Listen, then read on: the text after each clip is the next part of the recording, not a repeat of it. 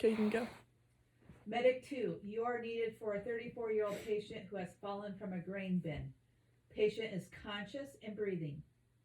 It's 14:30 hours, 88 degrees, at a farm 4 miles north of rural community.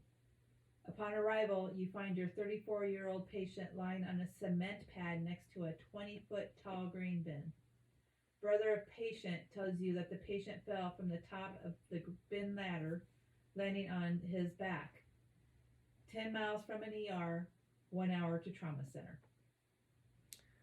Okay, so first thing would be PPE. Second is the scene safe. Yes.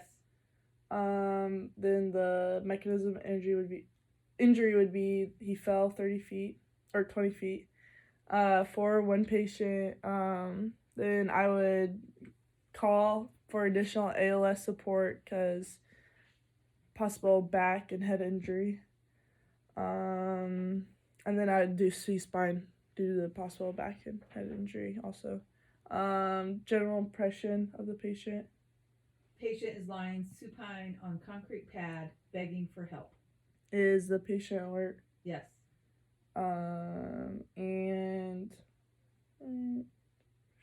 Chief complaint. Lower back and shoulder pain. Okay, so then I would check to make sure that he has a patent open airway. Yes, he does. I would check his lung sounds, if he has adequate chest rise and fall, and I'd use pulse oximeter to get his SpO2 reading. SpO2 reading is 95%. Lung sounds, clear bilaterally, diminished in basis. Rapid equal chest rise. Okay. And then circulation. So I check his pulse if it's like strong, regular. Rapid and strong radial. Okay. And then I'd priority transport him. Decide I'd transport him as a priority. Then I would get a sample history from him. So situation is he fell 20 feet. Allergies, does he have any allergies? None. Medications? None. Pertinent medical history? Kidney stone about 6 months ago. Last time he had anything to eat or drink? Hamburger for lunch. Events leading up to the fall. Slipped and fell from ladder. Okay, then I'm going to get baseline vital signs. So pulse, what's his pulse? 122. What is his respiratory rate? 28. Blood pressure? 130/86. Skin color? Pale, warm, moist. Okay. And pupils? Pearl. So, let's go to, head. So I would palpate his head, ears, look at his eyes, nose, mouth. No DCA, PB, TLS noted. Pupils equal and reactive. Facial bones intact. No fluid from eyes, ears, nose. No obstructions in airway. No broken teeth or bleeding in mouth. Okay, I'd then check his neck, see if he has his trachea position, jugular veins, and his cervical spine.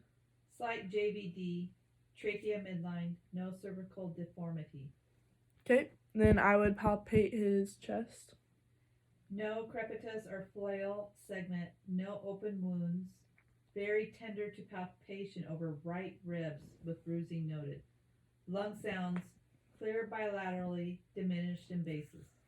And then I would palpate his abdomen, pelvis.